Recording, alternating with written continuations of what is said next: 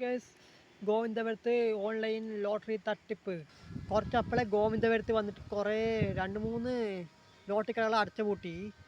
ഇവരെന്താ ചെയ്യുന്നത് വെച്ച് കഴിഞ്ഞാൽ കേരളത്തിൽ നിന്ന് ലോട്ടറി വാങ്ങിക്കൊണ്ട് വന്നിട്ട് ഗോവിന്ദപുരത്ത് കൊണ്ടുവന്നിട്ട് തമിഴ്നാട്ടിലേക്ക് ഒരേ നമ്പർ വന്നിട്ട് ലോട്ടറിൻ്റെ ഒരേ നമ്പർ വന്നിട്ട് 50 പേർക്ക് അയച്ചു വിടുക. കേരളത്തിൽ ലോട്ടറി വന്നിട്ട് ഇവർക്ക് വെറുതെ കിട്ടിയതാണെന്ന് തോന്നുന്നു. ഇവർ ചെയ്യുന്ന തേത്തിന് കേരളത്തിൽ ദ്രോഹം ചെയ്ത പോലെയാണ് കാട്ടുന്നത്. ദ്രോഹികൾ തന്നെയാണ് ഇവർ കേരളത്തിൽ ലോട്ടറി കൊണ്ടുവന്നിട്ട് തമിഴ്നാട് കൊണ്ടിട്ട് 10 പേർക്ക് ഒരേ നമ്പർ അയച്ചു വിടുക. ഇവർക്ക് 1 കോടി വന്ന് 2 പ്രാവശ്യം അടിച്ചിട്ടുണ്ട് ഗോവിന്ദപുരത്ത്. 1 കോടി അടിച്ചിട്ട് 2 പ്രാവശ്യം ഇവർ അടിച്ചിട്ടുണ്ട്. പക്ഷേ ഇവർ ആകെ 10 ലക്ഷം കൊടുത്തിട്ട് ബാക്കിയൊക്കെ കള്ളത്തരം കാട്ടി എടുത്തിട്ട് ഇവർ പണക്കാരായി. തമിഴ്നാട്ടുകാർ പണക്കാരുമായി, കേരളക്കാർ പിച്ചക്കാരുമായി.